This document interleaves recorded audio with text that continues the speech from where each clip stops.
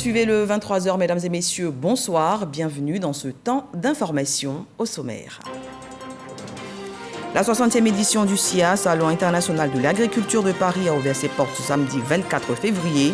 La Côte d'Ivoire prend part à ce grand rendez-vous international avec ses richesses agricoles et animales. Ces stands ont été officiellement inaugurés ce dimanche pour le plus grand bonheur des visiteurs. Une journée marquée par l'innovation et le dynamisme des ressources animales et halieutiques ivoiriennes. La région de la Bagoué vient de voir son budget primitif de l'année connaître une hausse de 2 milliards de francs CFA. Une augmentation due au report du compte administratif du président du Conseil.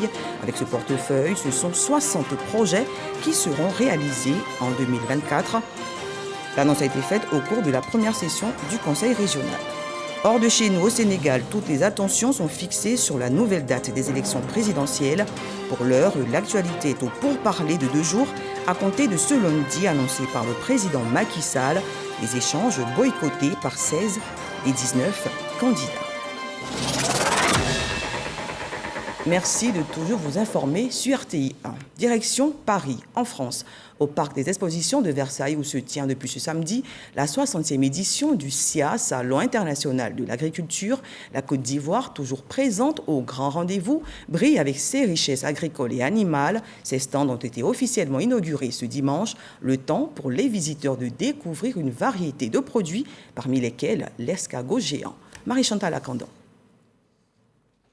La Côte d'Ivoire se fait voir au Salon international de l'agriculture de Paris, SIA 2024. Pour cela, les autorités sont à la manœuvre à la salle d'exposition du Palais de Versailles à Paris. Koubenan Kwasi Adjoumani de l'agriculture, du développement rural et des productions agricoles. Sidi Touré des ressources animales et halieutiques et l'ambassadeur de Côte d'Ivoire en France, Maurice Bandamon. De montrer à la face du monde ce que la Côte d'Ivoire a de meilleur en matière agricole et des ressources animales. Toute chose qui explique la diversité d'offres au grand pavillon ivoirien à cette exposition. Le fait d'être présent dans cet espace permet de parler de nos besoins d'investissement, de capter les intérêts, les orienter vers les secteurs utiles que nous voulons rapidement stimuler à l'effet d'impacter durablement la disponibilité de poissons. Le mâchoiron d'eau douce, le tilapia, le thon de conserve, le miel, les escargots géants sont entre autres produits que la Côte d'Ivoire présente au stand du ministère des Ressources animales et halieutiques.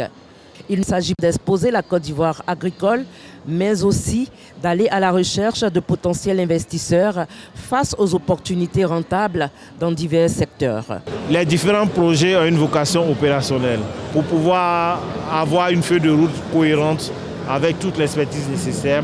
Il faut que ces projets soient présents pour faire les contacts, les B2B. L'inauguration des stands de la Côte d'Ivoire a été marquée par l'enthousiasme des visiteurs où la découverte des escargots géants a suscité un vif intérêt. Je les trouve énormes, je trouve ça dingue qu'il y ait des escargots aussi gros. Je pensais pas que ça existait. Je suis très contente d'être là. Il y a beaucoup d'animaux, c'est très bien. Le coordonnateur du projet de la filière escargot a souligné l'importance des mesures d'accompagnement prévues pour professionnaliser ce secteur prometteur. C'est un projet qui est basé en Côte d'Ivoire, plus précisément qui a son point d'ancrage à Yamoussoukro. Il est ouvert à tout le monde. Par ailleurs, le ministre Sidi Touré a saisi cette opportunité pour rencontrer les membres de la diaspora intéressés par les métiers de l'élevage. Il les encourage à s'investir car plusieurs projets sont conçus pour répondre aux préoccupations des professionnels du métier. Restons en France avec cette fois le ministre des Eaux et Forêts. Laurent Tchagba y séjourne dans le cadre d'une mission d'imprégnation sur la politique de gestion des ressources intégrées en eau. À Bourges, Laurent Tchagba a rencontré les responsables locaux des comités de gestion de la Loire-Bretagne. Les échanges ont porté sur un meilleur cadre de collaboration. Les détails de nos envoyés spéciaux, Franck Ouedio et Zakaria Traoré. Le bassin de la Loire, plus de 17 500 km², l'un des plus grands bassins versants de la France dont la gouvernance est assurée par un comité de gestion impliquant toutes les forces vives locales. Le modèle inspire la Côte d'Ivoire qui, dans le cadre de la mise en œuvre de son système intégré des ressources en eau, entretient un partenariat avec les autorités de la Loire-Bretagne. À Bourges, le chef de la délégation ivoirienne, le ministre des Eaux et Forêts, exprime la vision de la stratégie nationale découlant de la somme des expériences vécues ici. Si vous n'avez pas une autorité, c'est difficile de conduire une opération au niveau local. Aujourd'hui, nous avons fait l'expérience avec nos partenaires par la base en cherchant à mettre en place un comité local. Nous avons des éléments de cette expérience, mais maintenant, aujourd'hui, avec la loi portant code de l'eau qui a été promulguée, il faut pouvoir mettre tous les ingrédients, tous les éléments de la gestion intégrée des ressources en eau en place. Le temps presse donc, conclut le ministre Laurent Tchagba. Son interlocutrice à charge du bassin de la Loire-Bretagne juge la collaboration porteuse d'intérêt. Les échanges entre nos territoires sont toujours des échanges riches parce qu'ils nous amènent à nous interroger sur nos propres pratiques et donc suscite des réflexions. La coopération se fait donc entre l'agence de l'eau et le ministère de la Côte d'Ivoire. Rappelons qu'avant la mission d'imprégnation à Bourges, précédée de celle d'Orléans, le ministre des Eaux et Forêts a signé à Bruxelles les accords de partenariat volontaire FLECT du bois d'exportation ivoirien vers l'Europe. Retour en Côte d'Ivoire, à Agboville, dans la région de Lagnébi-Tiassa. Les populations de cette commune ont bénéficié d'un important don de sang. Cette opération, baptisée les Samedis de la Solidarité, est une initiative du Centre national de transfusion sanguine avec l'appui du ministère de la Santé, de l'Hygiène publique et de la couverture maladie universelle. Elle vise à promouvoir le bénévolat et le volontariat en vue d'assurer l'autosuffisance en produits sanguins. Reportage. La ville d'Agboville a accueilli la 5e édition des Samedis de la Solidarité. Un concept porté par le Centre national de transfusion sanguine et qui vise à la collecte de sang bénévoles et volontaires dans l'optique d'assurer l'autosuffisance en produits sanguins en Côte d'Ivoire. Le concept des Samedis de la Solidarité tire son origine et sa naissance sur la vision de M. le Président de la République, qui vise donc bien sûr à être solidaire de ces personnes altruistes, bénévoles, ces héros du silence, qui tous les jours œuvrent par ce geste-là, le don de sang, à sauver des centaines de malades dans les hôpitaux et donc à travers le pays. Les populations de la ville d'Agboville ont tenu à marquer leur solidarité aux initiateurs. Ce don de sang, c'est pour aider vraiment tout un chacun, les malades qui sont en détresse. Parce qu'aujourd'hui, quand nous allons dans les hôpitaux, franchement, c'est vraiment difficile d'avoir du sang.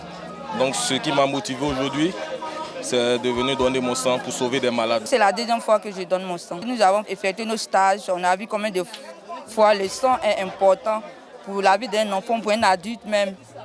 Donc c'est dans ce cadre-là que nous sommes là. Dr Charles Kofi, directeur du cabinet du ministère de la Santé, de l'Hygiène publique et de la couverture maladie universelle, présente un état des lieux et affiche quelques perspectives. Aujourd'hui, nous avons atteint 94% de nos besoins en produits sanguins, mais il faut que nous allions plus loin, plus haut. Je voudrais donc, au nom du ministre, lancer un appel aux Ivoiriens de donner son sang, chacun à ce qui le concerne, pour permettre à notre pays de s'autosuffire en produits sanguins. Les Samedis de la Solidarité se déroulent une fois chaque mois. Les premières éditions se sont tenues successivement à Treichville, à Bouaké, à Abobo-Baoulé et à Abdaloa. Le reportage de Souleymane Doni-Songo était commenté par Abou Sanogo. 6 milliards de francs CFA, c'est le montant du budget accordé à la région de la Bagoué en 2024. Ce budget devrait favoriser la réalisation de 62 projets, annonce faite au cours de la première session du Conseil régional au titre de l'année 2024. Soro Corona. Tenue de la première session ordinaire du Conseil régional de la Bagoué à Kouto. Pour ce tout premier conseil, au titre de l'année 2024, le président Bruno Nabagno-Koné avait à ses côtés l'ensemble des conseillers régionaux, les élus, les cadres, les chefs traditionnels et les guides religieux des 3 départements de la région. Pour 2024, ce sont au total 60 projets annoncés. Nous avons procédé à la signature de conventions et à la mise en place des équipes régionales en charge de certains projets structurants au profit de la région. Il s'agit notamment du projet de cohésion sociale, COSO, et du projet de connectivité rurale en Côte d'Ivoire, PRCI. Le second projet, le PRCI, permettra d'entretenir près de 900 km de pistes rurales dans la région. Les examens et adoption du compte administratif du président et du compte du payeur ont marqué cette session. Pour l'exercice 2023, un excédent de plus de 2 milliards de francs CFA est réalisé, un chiffre confirmé par les payeurs de la région. L'ensemble des conseillers présents ont adopté le report de 2 milliards au budget primitif de 2024. Avec ce budget primitif de 6 milliards de francs CFA, la Bagoué va amorcer un autre pan de son essor. Les 2 milliards, c'est un plus normalement. Ce que nous recherchons donc dans la gestion du conseil régional, c'est cela, c'est-à-dire des ressources supplémentaires qui peuvent venir aider l'État donc à pousser les différents travaux. Le président Bruno Nabagné-Koné s'est réjoui de cette hausse du budget. Nos priorités sont connues dans la région de la Bagoué. Ça concerne l'école, ça concerne la santé, ça concerne les routes, l'agriculture, l'aquaculture, l'élevage. Ça concerne des franges importantes de la population, notamment celle des femmes, celle des jeunes.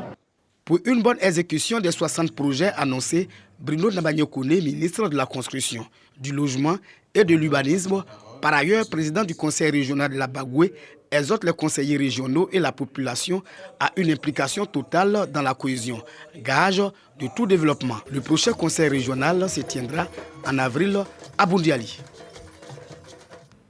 Un tour dans la région du Hambol, l'ONG Femmes, Agriculture et Action Côte d'Ivoire offre le premier centre de transformation de karité à l'Union des coopératives de Tafiré et Niédieka. Une initiative devant permettre aux femmes de se prendre en charge en produisant plus pour maximiser leurs bénéfices. Les clés du centre ont été remises ce samedi aux femmes de ces coopératives lors d'une cérémonie en présence de nos reporters Laure Goretti et Kader Segodogo. Fini les fatigues du processus traditionnel de fabrication du beurre de karité pour près de 1000 femmes de l'Union des coopératives de Tafiré et de Niédieka dans la région du Hambol. Elles bénéficient du premier centre de transformation de karité à Tafiré offert par l'ONG FASI Femmes, Agriculture et Action en Côte d'Ivoire. Aujourd'hui, avec 1 kilo, elles vont pouvoir non seulement transformer entièrement, on aura peut-être une déperdition de 1 ou 2%. Et tout le reste, elles pourront l'avoir en karité. En plus, de karité de très bonne qualité. Ce centre permettra aux femmes d'être plus rentables et avoir une meilleure qualité de produits finis à proposer sur le marché national et à l'international. Ça va nous permettre même d'avoir beaucoup de bénéfices. Maintenant, avec les machines, on peut faire même 10 sons par jour. L'initiative saluée par le cadre de la région du Hambol. Je suis contente parce que quand le village fait un pas, nous, on est heureux. Parce qu'on aura fait notre part sur terre et puis en espérant que nos enfants, ceux qui viendront après, vont améliorer la vie de nos parents. Nous appelons également à notre tour tous les investisseurs potentiels afin qu'ils s'associent et accompagnent ce projet-là. C'est un projet énorme qui va permettre à ces femmes-là de se prendre en charge. Ces femmes ont aussi suivi des cours d'alphabétisation de base, d'information en comptabilité simplifiée et les techniques modernes de transformation de karité. Le patron de la cérémonie, le ministre Ibrahim Khalil Konaté, président du conseil régional du Hambol, se réjouit de cet apport significatif à l'autonomisation de la femme du Hambol. Cette belle initiative, c'est la concrétisation de la vision de son Excellence, Monsieur le Président de la République, d'apporter le bien-être aux populations. Voilà pourquoi le Conseil s'associe pleinement, parce que permettre d'autonomiser la femme à travers l'installation de cette usine va permettre de réduire les difficultés que les femmes rencontrent dans l'exercice de cette profession. Créée en 2022, l'ONG FASI œuvre pour la paix, le développement, la promotion du genre et l'amélioration des conditions des femmes en milieu rural. Restons dans le Hambol. 2 milliards d'hectares, c'est ce qui reste du patrimoine forestier ivoirien après l'effet malheureux des feux de brousse. Ce phénomène représente un tiers des causes de la déforestation et ne laisse pas indifférent le cantonnement des eaux et forêts de cette région. Ce bureau a lancé la deuxième édition de la campagne de sensibilisation de lutte contre les feux de brousse. Objectif, former et équiper les comités villageois de lutte contre ce fléau. Le compte rendu de Lorgoretti et Soro Corona. De 16 millions d'hectares de forêt en 1960, la Côte d'Ivoire ne dispose aujourd'hui que de 2 millions d'hectares de forêt. Les feux de brousse sont l'une des causes dévastatrices du couvert forestier ivoirien, notamment en saison sèche. Face à ce phénomène, le cantonnement des eaux et forêts de Niakaramadougou dans la région du Humboldt entend jouer sa partition. D'où le lancement de la campagne de sensibilisation de lutte contre les feux de brousse. La déforestation participe pour 17% au réchauffement climatique dans le monde. Et les feux de brousse et les incendies de forêt représentent environ le tiers de la déforestation. Ce qui montre que les feux de brousse sont très préoccupants. Il faut donc les combattre. Notre patrimoine, c'est la terre. Alors quand ça venait à partir en fumée, imaginez ce que ça peut causer à ces populations-là. Et nous tenons à féliciter les agents des eaux et forêts, le ministère des eaux et forêts, pour le travail qui est déjà fait. On a constaté qu'au niveau de Niakara, dans le passé, à cette période, chaque fois c'était les querelles entre les populations. Tu as tué, tu as brûlé mon champ. Mais depuis un certain temps, grâce à ces campagnes, je crois que le phénomène a baissé. Cette campagne est à sa deuxième édition et a enregistré de bons résultats l'an dernier avec le concours des comités villageois de lutte contre les feux de brousse. À cette journée de sensibilisation, ils ont reçu des équipements et ont été instruits sur les causes des feux de brousse et les conduites à tenir en cas d'incendie. Ils nous ont montré qu'il y a 2 feux. Une fois que ça dépasse, ça devient un incendie. Et dans ce cas, on doit faire appel aux sapeurs-pompiers. Cette année, les élèves ont été mis à contribution. J'ai retenu que quand on va au champ, qu'on allume un feu pour préparer. Après avoir mangé, si nous avons fini les travaux champêtres, avant de revenir au village, nous devons éteindre le feu. Les feux de chasse non maîtrisés, l'exploitation forestière illégale et bien d'autres comportements humains volontaires et involontaires sont entre autres les causes principales des feux de brousse. Le développement du secteur immobilier est-il une réalité en Côte d'Ivoire? Une problématique abordée dans le magazine du dimanche. Hamza Diaby était en compagnie du président de la Chambre nationale des promoteurs et constructeurs agréés de Côte d'Ivoire. Siriki Sangaré s'est penché sur la contribution de la Chambre à réduire le déficit de logement dans le pays. Je vous propose un extrait de leur échange. Nous nous sommes regroupés, si vous voulez, en fêtière, en chambre, pour partager en fait les expériences, pour réguler le secteur de l'immobilier, pour promouvoir le secteur de l'immobilier, pour parler en une seule voix aux autorités, pour toujours améliorer en fait tout ce qui se passe dans le foncier. Pour nous, dans l'investissement de l'immobilier, surtout la production de logements, il y a 2 risques essentiels qui ont été pour nous des risques clés. La performance et la commercialisation. Donc tous les investisseurs doivent être sécurisés dans ce domaine-là. Quelle est la contrepartie? Si un investisseur vient pour investir dans le domaine de l'immobilier, il faut bien entendu que l'investisseur, d'abord au-delà de la performance du promoteur, le banquier qui met son argent ou le constructeur qui vient investir, doit être rassuré que la commercialisation est assurée. Le gros problème qu'il y a eu ici en Côte d'Ivoire, c'est que nous sommes, ce n'est pas qu'en Côte d'Ivoire, tout ce qui est pays subsahariens, on est confronté à un problème de commercialisation parce que 80% de nos concitoyens ne sont pas bancarisés. Il y a 20% qui ont des comptes en banque et encore, il y a des problèmes de quotité cessible. Donc ça fait que la commercialisation était très difficile. Bon, quand on parle de production en masse, qu'on appelle des investisseurs, le rôle clé, quelle est la garantie de mon investissement? Dans certains pays, et même au début en Côte d'Ivoire, quand c'était la gestion des villes keynésiennes par l'État, c'était forcément l'État qui était la contrepartie. Là, on parle de logements sociaux, c'est là qu'il y a le problème. Logement standard, il n'y a pas de problème. Il y a la clientèle, on peut faire des VFA, des ventes en l'état futur d'achèvement. Mais la production des logements sociaux, c'est ça qui pose problème. Alors nous, notre rôle d'abord, c'est promouvoir et réguler le secteur de l'immobilier.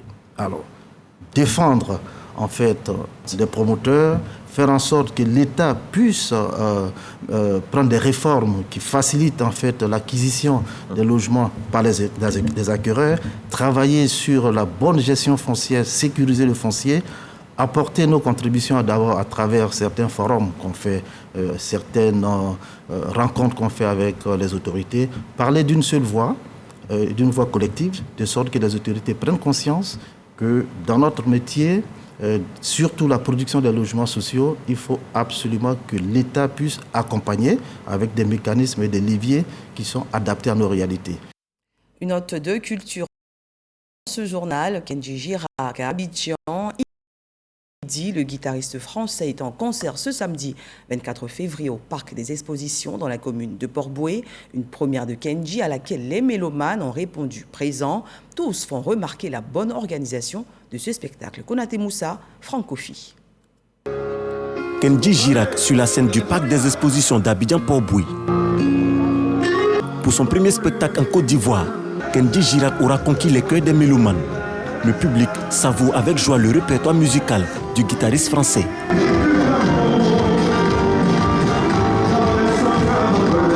En tout cas, ça s'est très bien passé. J'ai adoré.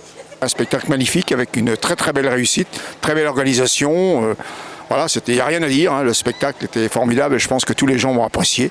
On est venu spécialement ici pour le voir. C'est un artiste extraordinaire. On le suit depuis très longtemps et du fait qu'il soit venu ici, on est tous très contents.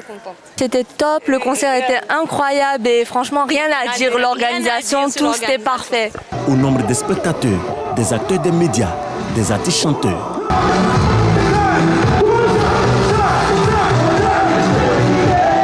C'est un super concert, très belle ambiance. Félicitations aux organisateurs, c'est top, c'est un show en couleur, l'artiste est performant, donc on kiffe. Kenji Girac, c'est un très grand artiste, c'est une voix, c'est un musicien également. Donc vraiment, c'est que du bonheur ce soir, on passe un super moment, vraiment. L'artiste, il est vraiment génial, très inspirant. Et moi, je le découvre aujourd'hui en live. Ses chansons sont très belles, très profondes et très émouvantes. Je pense que ça valait le déplacement. Kenji Girac, de son vrai nom Kenji Maïli, est né le 3 juillet 1996 en France. Il est auteur de 5 albums. En religion, les fidèles chrétiens de l'église de Sainte-Cécile du Vallon, dans la commune de Cocody, ont célébré la fête patronale de la paroisse.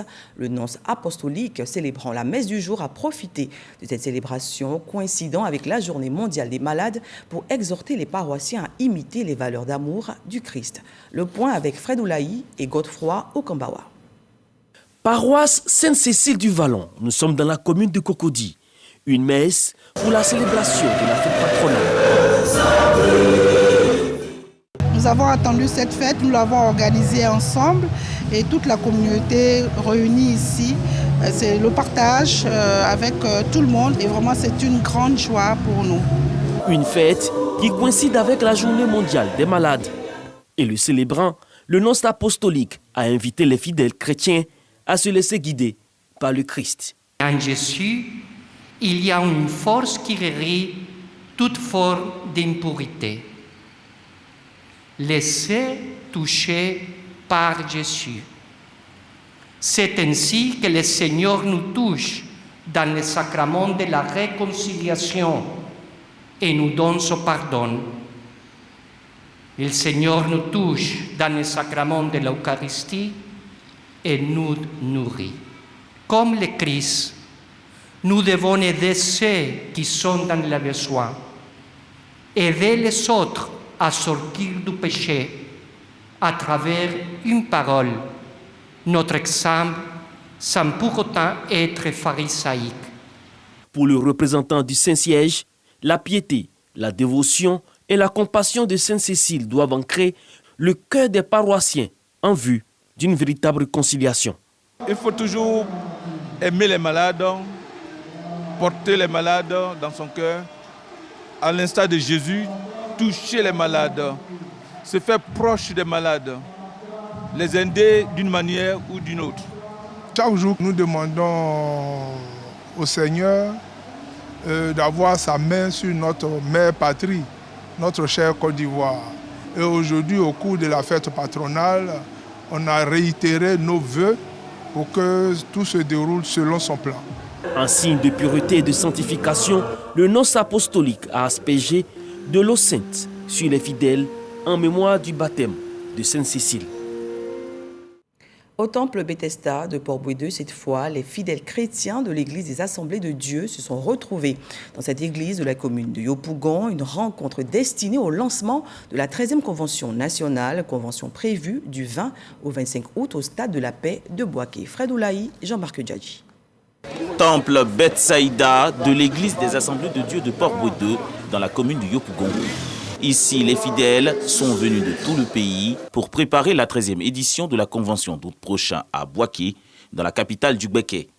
Apporter l'assurance dans le domaine de la proclamation de l'évangile, la promotion de l'évangile holistique, l'évangile de pureté, de sainteté, car nous connaissons le milieu évangélique aujourd'hui.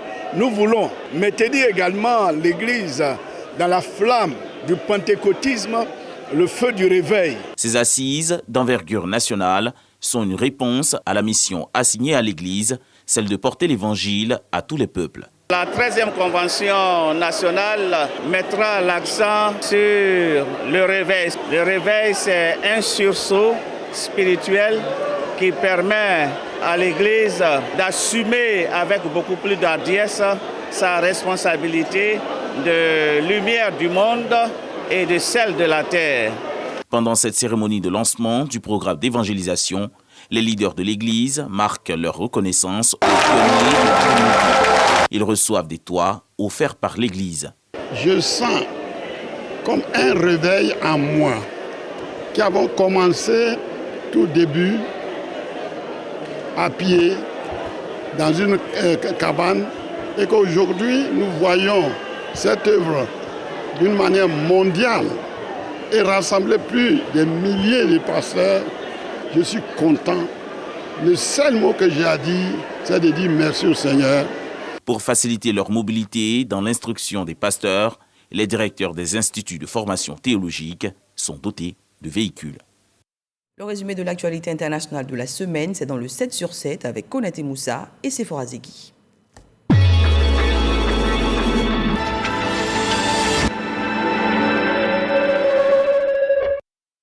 Le général Mamadou Doumbouya a dissous lundi le gouvernement de la transition en Guinée en fonction depuis juillet 2022. Une décision accompagnée d'une série de mesures qui suscitent de nombreuses interrogations. Le président russe Vladimir Poutine a revendiqué mardi un nouveau succès militaire avec la prise d'une tête de pont bâtie à grand-peine par l'Ukraine dans le sud quelques jours après la fuite chaotique des forces ukrainiennes d'Avdiïvka. Le ministre des Finances sud-africain a annoncé mercredi une augmentation des subventions sociales en réponse à l'inflation et à une extension de l'accès aux personnes éligibles. Selon les autorités, ces augmentations concerneront les allocations de vieillesse, de soins et de soutien aux enfants, les anciens combattants, ainsi que les personnes handicapées ou dépendantes. Après 2 jours de réunion des ministres des Affaires étrangères des pays du G20, le chef de la diplomatie brésilienne, Mauro Vieira, a signé jeudi devant la presse la solution à 2 États comme la seule possible pour résoudre le conflit entre Israël et la Palestine. L'Union européenne a aussi donné de la voix pour soutenir une coexistence d'Israël et d'un État palestinien indépendant. L'opposition sénégalaise a rejeté vendredi le dialogue proposé par le chef de l'État pour fixer la nouvelle date de l'élection, initialement prévue pour le 25 février. Les acteurs politiques exigent que le scrutin soit organisé avant le 2 avril, date de fin du second tour et dernier mandat de Macky Sall. Donald Trump, ultra favori des primaires républicains, a engagé samedi une nouvelle victoire en Caroline du Sud face à sa rivale et dernière autre candidate républicaine en lice, Nikki Haley, ancienne gouverneure de cet État. Celle-ci a prévenu qu'elle n'abandonnerait pas. L'héros député Valérie Ayer devrait être désignée tête de liste de la majorité présidentielle aux élections européennes. Âgée de 37 ans, elle a succédé à Stéphane Séjourné à la tête du groupe Renaissance au Parlement européen.